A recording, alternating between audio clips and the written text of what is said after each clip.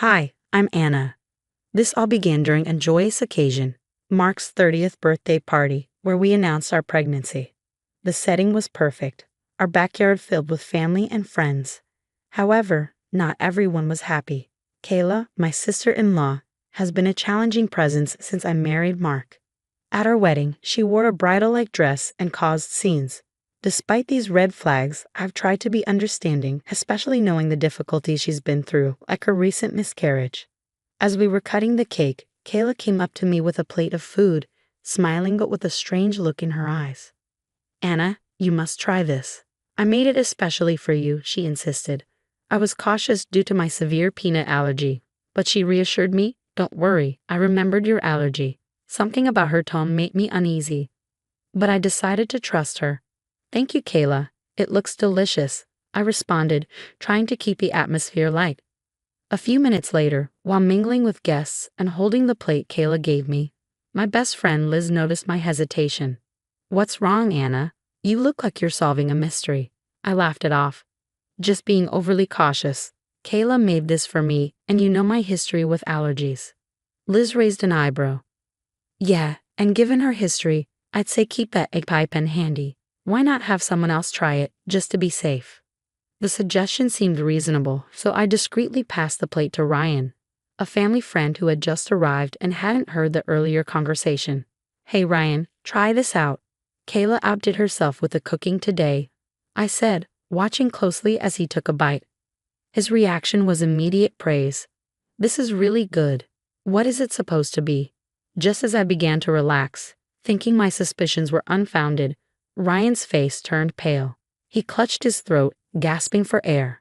Panic ensued as everyone rushed to his side, and I screamed for someone to call 911. As Mark and I accompanied Ryan to the hospital, my mind raced. Was it a mistake or something more sinister? Kayla's earlier assurance echoed in my ears, a chilling reminder that her intentions might not have been as kind as I had hoped. Back at the party, as the ambulance drove away, Kayla approached me with fake concern. "Anna, what happened? Is Ryan okay?" Her words felt hollow. "He had a severe allergic reaction, Kayla, but he doesn't have allergies." "What exactly was in that dish?" she stuttered, her facade cracking. I just followed a new recipe. I thought it would be fine. I'm so sorry, Anna." The night ended with more questions than celebrations, and the joy of our announcement was overshadowed by worry for Ryan's health and unsettling doubts about Kayla's true intentions. As I lay in bed that night, the excitement of our pregnancy was marred by a growing sense of dread, wondering if the family I married into was as welcoming as I once believed. "Is Ryan going to be okay?" I pressed Kayla as we stood in the stark white hallway of the hospital. The antiseptic smell strong in the air. "He's stable now. Thank goodness," she replied. "But Anna, I swear I didn't know about the peanuts." Kayla's voice quivered, her eyes darting away as she spoke. I crossed my arms, feeling the weight of her gaze. "How can you not know, Kayla? You told me you made it especially for me. You know about my allergy." Mark stepped in, his voice firm yet weary. "Let's not jump to conclusions. We need to think this through rationally. Kayla, just be honest. Did you put peanuts in the dish?" "No, I would never." She looked between us, desperation creeping into her tone. "You have to believe me. I thought I was helping." Helping? The idea seemed far-fetched. I needed to understand more. Helping by putting me in the hospital? "No, it was a mistake. A terrible mistake," Kayla stammered, but her words felt hollow.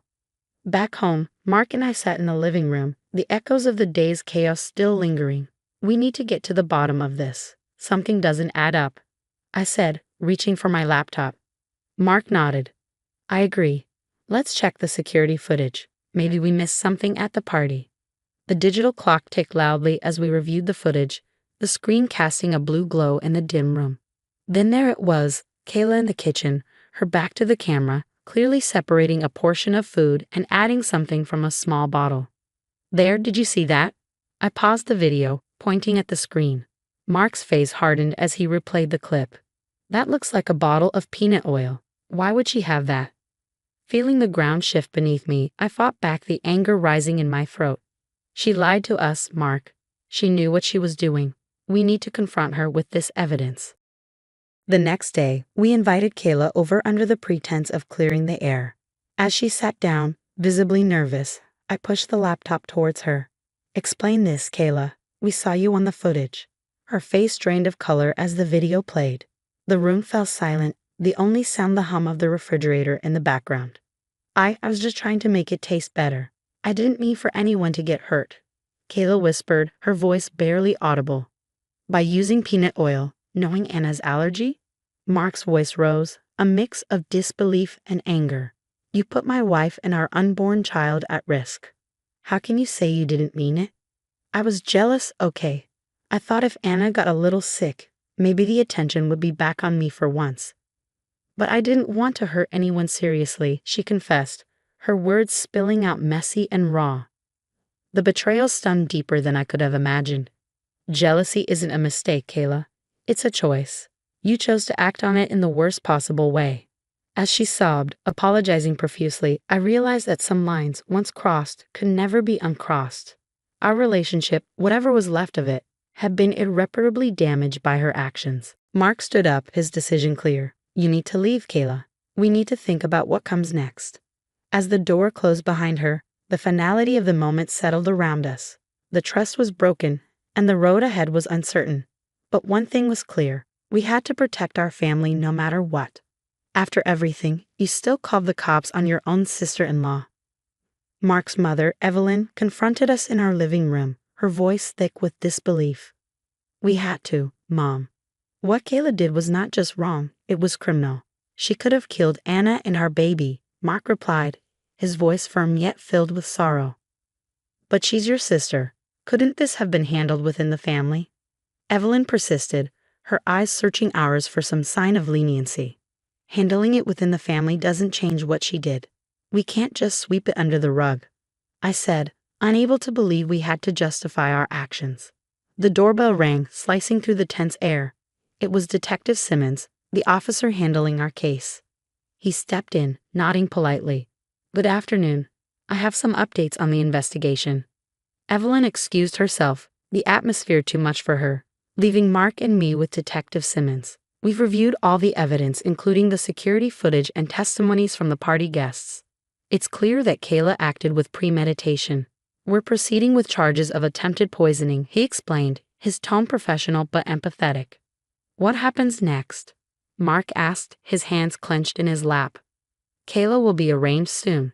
She'll have a chance to enter a plea, and then the case will likely go to trial unless she opts for a plea deal." Detective Simmons detailed the process. As he left, Mark and I sat in silence, the weight of the situation pressing down on us. We had made the difficult decision to protect our family, but the fallout was tearing everyone apart. The next few days were a blur of legal consultations and family arguments. Kayla's husband, Jason, came over one evening, his expression one of defeated confusion. I can't understand it. How could she do something like this?" "Jason, I'm so sorry. This is hard on all of us," I offered, feeling his pain. The man was losing his wife to her own destructive actions. "She said she was feeling overshadowed by your pregnancy, that it made her do crazy things," Jason continued, trying to find some reason in the madness. "It's no excuse for trying to harm someone," Mark interjected, his voice steady but his eyes sad. "Yeah, I know. What do I even tell our kids? How do I explain that their mom did something like this?" Jason's voice broke, the reality of his situation settling in. "You tell them the truth, that sometimes people make very bad choices and there are consequences," I suggested gently, knowing how tough the road ahead would be for him. As Jason left, I leaned against Mark, exhausted by the emotional toll. "Do you think things will ever get back to normal?" "Maybe not the old normal, but we'll find a new normal, one where we can feel safe and focus on our family," Mark replied, pulling me close. The weeks leading up to the trial were tough. Every phone call seemed to bring more bad news or more strain, but through it all, we held on to each other, determined to get through this storm together for our family's sake and for the safety of our unborn child. The door shut softly behind Evelyn as she left, her last words hanging heavy in the air. "You two need to think about forgiveness at some point. She's still family." "I know, Mom, but it's hard to think about forgiveness when we're still dealing with the fallout," I said, understanding Evelyn's plea, but also knowing the scars would take time to heal. Mark responded, his voice tight with frustration. The rest of the evening was quiet, a stark contrast to the turmoil of the day. I found solace in the nursery, folding tiny clothes and arranging stuffed animals, trying to create a peaceful space amid the chaos. Mark joined me, his hands helping mine. "How are you holding up with all this?" he asked. "It's a lot, but focusing on this, our baby, it helps, makes it feel like there's still good ahead," I said, smoothing a blanket over the crib. A few days later, Liz dropped by with dinner and an ear ready to listen. As we sat at the kitchen table, her presence was a comforting reminder of the support we had. "How's Ryan doing now? Any better?" she asked. "He's recovering, thankfully. It was touch and go for a while. But he's getting stronger every day," I updated her, grateful for her concern. "And how are you managing this? Must be taking a toll on you and Mark," Liz pressed, her eyes full of worry. "It's tough. Mark's caught between his roles as a brother and a father, and I just want all this to be over so we can focus on being parents," I admitted, the weight of the situation momentarily overwhelming. The trial date approached quickly, and with it a flurry of media interest. Cameras and reporters clustered around the courthouse on the day, their microphones thrust forward seeking a sound bite. "Can you tell us how you feel about your sister-in-law's trial today?" one of the reporters shouted as we navigated through the crowd. "No comment," Mark stated firmly, guiding me protectively past the flashing cameras. Inside the courtroom, the atmosphere was tense. Kayla sat with her lawyer, her eyes occasionally darting in our direction, but mostly staring down at her hands. The proceedings were a blur of legal jargon and testimonies, each word adding to the surreal nature of the situation. During a recess, Mark leaned close, his voice a low murmur. "No matter what happens, we have to stay strong for our family, for our daughter." The verdict came sooner than expected, guilty. The judge's voice was firm, the sentence severe given the premeditated nature of Kayla's actions. As the gavel fell, a chapter closed on the darkest part of our lives. But the echo of its impact lingered. Leaving the courthouse, the air felt different, freer, yet still tinged with the sadness of what had transpired. "It's over," Mark whispered, squeezing my hand.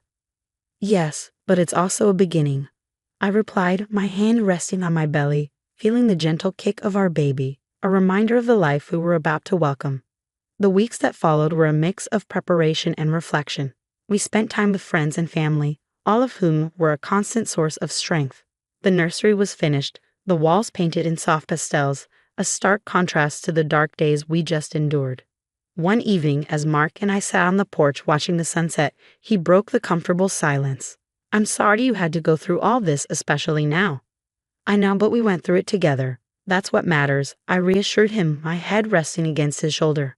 "And we'll keep going together," Mark promised, a vow filled not just with determination, but with hope. As the sun dipped below the horizon, its last light lingered, a symbol of the enduring light we'd found in each other. No matter the darkness, we had each other, and soon, our daughter, to brighten our days. "Look at her, Mark. She's perfect," I whispered, cradling Emma in my arms, the soft glow of the nursery nightlight painting shadows on the walls. "She really is just like her mom," Mark replied, his voice filled with a mixture of awe and relief, as he leaned over to adjust the tiny blanket. The door creaked slightly as Liz peeked in, a tray of homemade cookies in hand. "Room for one more?" Always I smiled, motioning her in. "But be warned, she's a heart stealer," Liz chuckled as she set down the tray.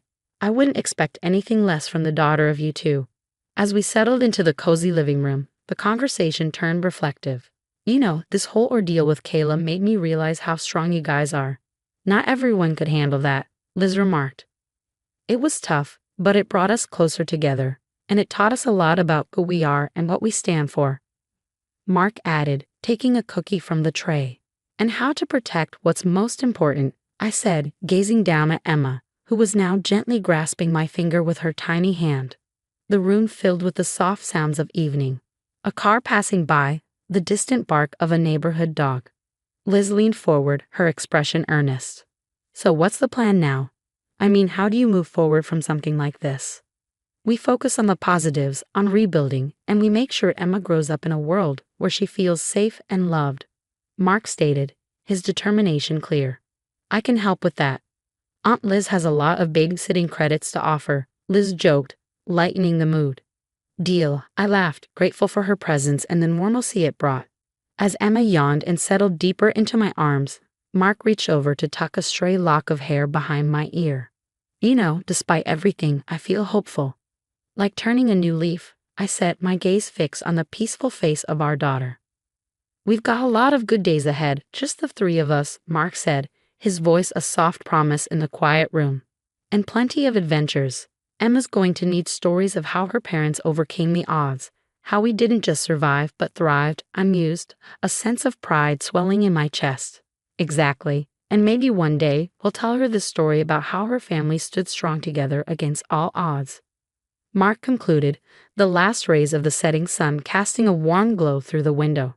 As the night drew on, we continued to talk, plan, and dream, the challenges of the past slowly giving way to the hopes of the future. In that moment, surrounded by the quiet strength of my family, I knew that no matter what lay ahead, we were ready to face it together.